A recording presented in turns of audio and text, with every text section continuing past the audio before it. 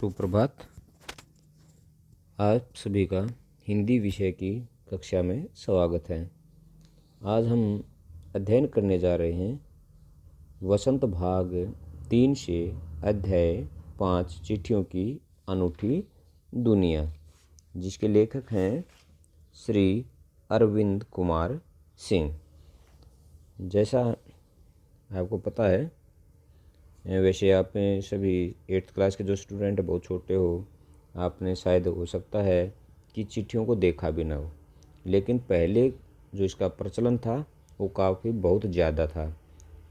काफ़ी इंतज़ार किया जाता था कि कोई भी रिलेटिव है उसको क्या भेजेगा, चिट्ठी भेजेगा, और सभी डाकिए का इंतज़ार भी करते थे कि डाकिया आएगा और हमारे लिए कोई ना कोई चिट्ठी लेके आएगा। बार बार डाकिया आता, छोटे बच्चे उसको घेर लेते थे और पूछते थे कि क्या हमारे लिए कोई चिट्ठी है। तो आज उन चिट्ठियों का वैसे बहुत महत्व कम हो गया है। आज केवल सरकारी जो पत्र हैं या सरकारी डाक है वही सिर्फ उसके माध्यम से आती है।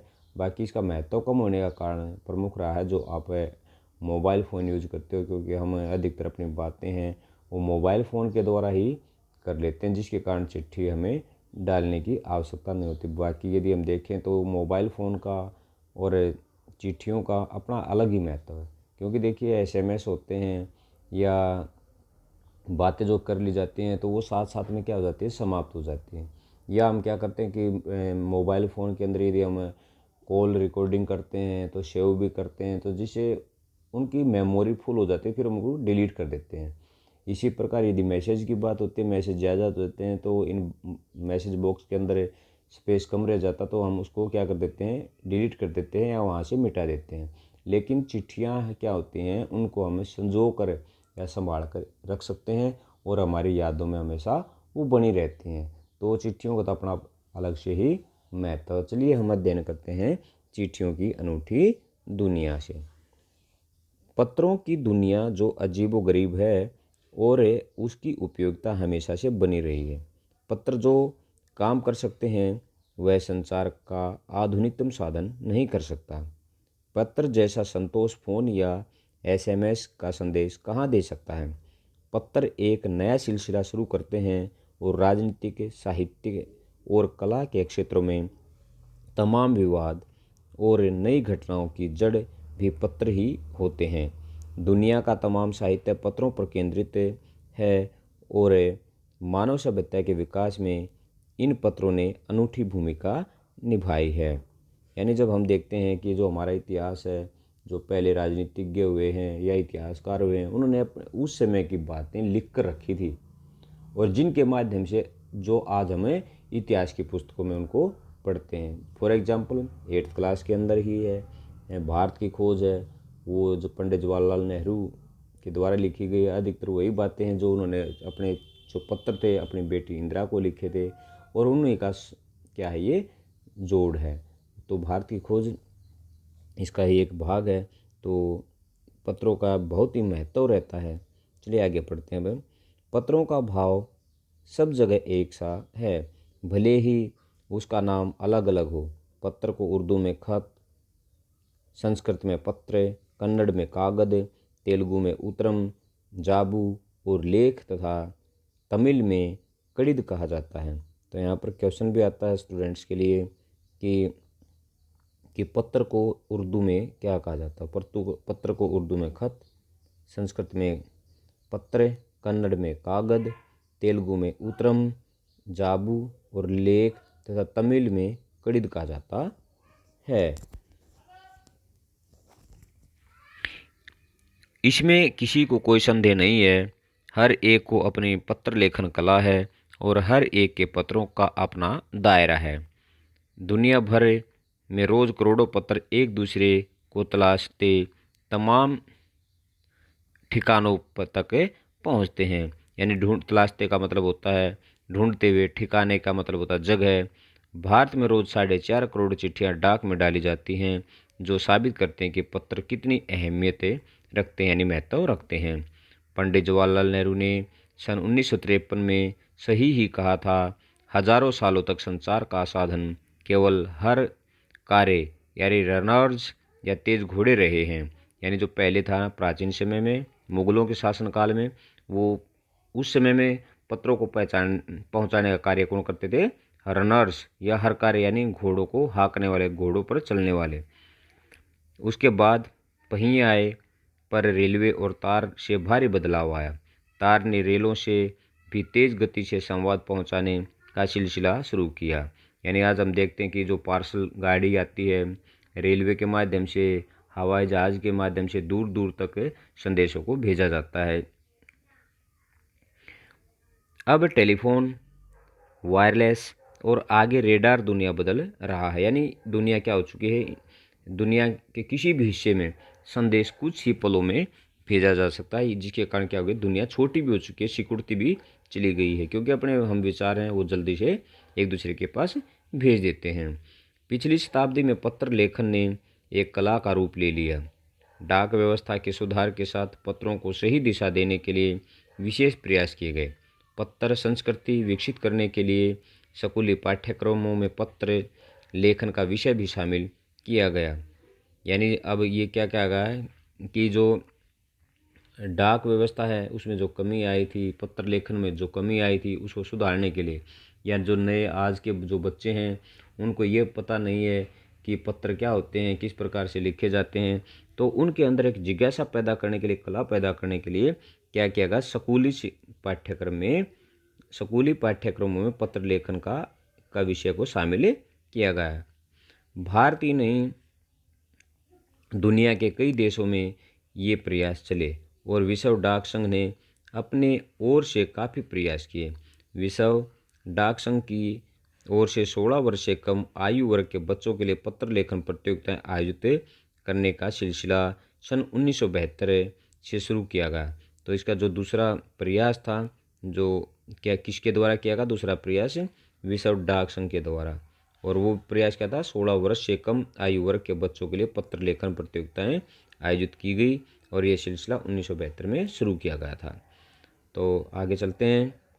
यह सही है कि खास तौर पर बड़े शहरों और महानगरों में संचार साधनों के तेज विकास तथा अन्य कारणों से पत्रों की आवाजाही प्रभावित हुई है, पर देहाती दुनिया आज भी चिट्ठियों से ही चल रही है।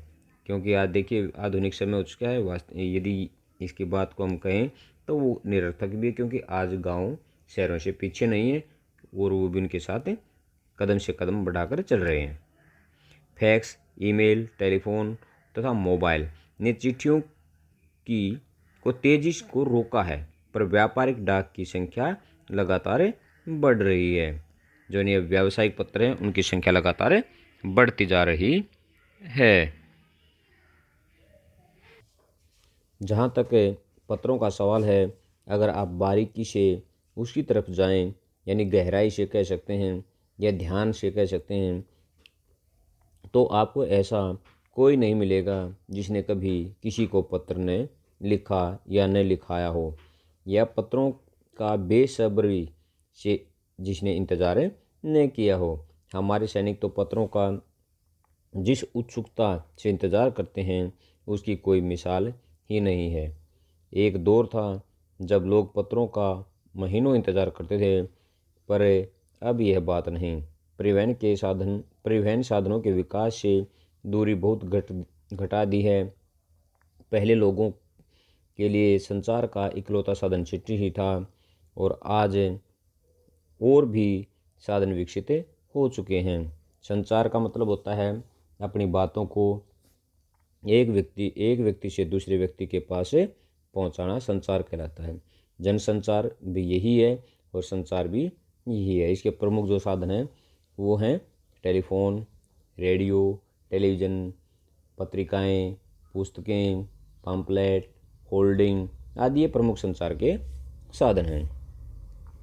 आज देश के ऐसे लोगों की कमी नहीं है जो अपने पुरखों यानी पूर्वजों की चिट्ठियों को सहेज कर या संजो कर विरासत के रूप में रखते हुए हों, या फिर बड़े बड़े लेखक, पत्रकारों, उद्यमी होता है उद्योग वाले, उद्योगपति, कवि, प्रशासक, सन्यासी या किसान, इनकी पत्र रचनाएं अपने आप में अनुसंधान का विषय हैं।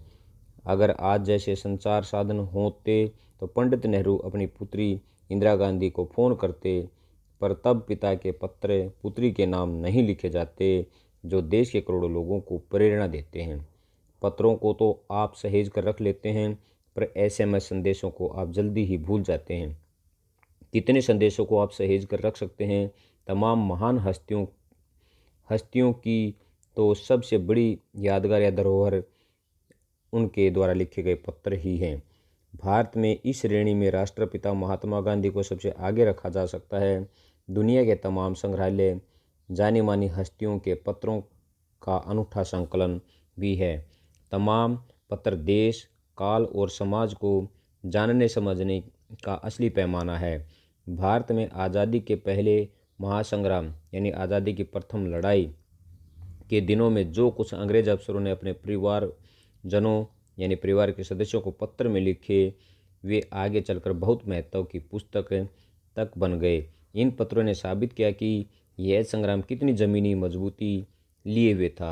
महात्मा गांधी के पास दुनिया भर के तमाम पत्र केवल महात्मा गांधी इंडिया लिखे आते थे। तो कई बार क्वेश्चन पूछा जाता है स्टूडेंट से कि महात्मा गांधी के द्वारा लिखे गए जो पत्र, महात्मा गांधी को लिखे गए पत्र किस पते पर भेजे जाते थे या उनका एड्रेस क्या होता था? तो वो था गांधी इंडिया। आज़ादी के आंदोलन की कई अन्य दिग्गज यानी महान हस्तियां लोगों के साथ भी ऐसा ही था। गांधी जी के पास देश दुनिया से बड़ी संख्या में पत्र पहुंचते थे, पर पत्रों का जवाब देने के मामले में उनका कोई जोड़ नहीं था, यानी कोई मुकाबला नहीं था। कहा जाता है कि जैसे ही उन्हें पत्र मिलता था उसी समय वे अपना जवाब भी लिख देते थे। अपने हाथों से ही ज़्यादातर पत्रों का जवाब देते थे।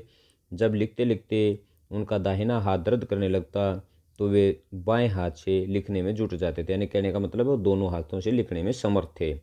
महात्मा गांधी ही नहीं, आंदोलन के तमाम नायकों के पत्र गांव-गांव में मिल जाते हैं। पत्र भेजने वाले लोग उन पत्रों को किसी प्रशस्ति पत्र यानी प्रशंसा पत्र से कम नहीं मानते हैं, और कई लोगों ने तो उन पत्रों को फ्रेम यानी शीशे में जड़ाकर फ्रेम करा कर रख लिया है। यह है पत्रों का जादू। यही नहीं, पत्रों के आधार पर ही कई भाषाओं में जाने कितनी किताबें लिखी जा चुकी हैं। वास्तव में पत्र किसी दस्तावेजों से कम नहीं हैं। पंत के 200 पत्र बच्चन के नाम और निराला के पत्र हमको लिख्यो है कहा यानी लिखे हैं, तथा पत्रों के आईने में दयानंद सरस्वती समेत कई पुस्तकें अब आपको मिल जाएंगी। कहा जाता है कि प्रेमचंद खास तौर पर नए लेखकों को बहुत प्रेरक जवाब देते थे, तथा पत्रों के जवाब में वे बहुत मुस्तैद यानी तेज रहते थे। इसी प्रकार नेहरू और गांधी के लिखे गए रविंद्रनाथ टैगोर के पत्र भी प्रेरक हैं यानी प्रेरणा देने वाले हैं। महात्मा और कवि के नाम से महात्मा गांधी और रविंद्रनाथ टैगोर के बीच सन 1915 से 1951 के बीच पत्राचार यानी पत्र का आदान प्रदान का संग्रह प्रकाशित हुआ है, जिसमें बहुत से नए तथ्यों और उनकी मनोदशा का लेखा जोखा मिलता है। पत्र व्यवहार की परंपरा भारत में बहुत पुरानी है, पर इसका असली विकास आज़ादी के बाद ही हुआ है। तमाम यानी सभी सरकारी विभागों की तुलना में सबसे ज़्यादा गुडविल यानी अच्छी स्थिति डाक विभाग की ही है। इसकी एक खास वजह यह भी है कि यह लोगों को जोड़ने का काम करता है। घर घर तक इसकी पहुंच है, यानी यह हर घर तक पहुंच सकता है। संचार के तमाम उन्नत साधनों के बाद भी चिट्ठी पत्रों की हैसियत यानी महत्व बरकरार है यानी बना हुआ है। शहरी इलाकों में आलीशान हवेलियां यानी बहुत ही बड़ी बड़ी हवेलियां, मकान या फिर झोपड़पट्टियों में रहने वाले लोग, दुर्गम जंगलों में घिरे गांव हो या फिर बर्फबारी के बीच जी रहे पहाड़ों के लोग। यहाँ पर एक शब्द आया है दुर्गम। दुर्गम जगह कौन सी होती है? दुर्गम स्थान कौन सा होता है? जहाँ पर नहीं जा सके। दुर्गम यानी वह रास्ता जहाँ पर पहुँचना मुश्किल हो, उसे दुर्गम बोलते हैं। आज भी खतों का ही सबसे अधिक बेसब्री का मतलब होता है उत्सुकता से इंतज़ार होता है। एक दो नहीं, करोड़ों लोग खतों और अन्य सेवाओं के लिए रोज़ भारतीय डाकघरों के दरवाजे तक पहुंचते हैं और इसकी बहुआयामी भूमिका नज़र आ रही है। दूर देहात में लाखों गरीब घरों में चूल्हे मनी ऑर्डर अर्थव्यवस्था से ही जलते हैं। गांव या गरीब बस्तियों में चिट्ठी या मनी ऑर्डर लेकर पहुंचने वाला डाकिया देवदूत के रूप में देखा जाता है, यानी भगवान के रूप में देखा जाता है। तो आज हमारा ये लेसन था चिट्ठियों की अनूठी दुनिया। धन्यवाद। आपका दिन मंगलमय हो।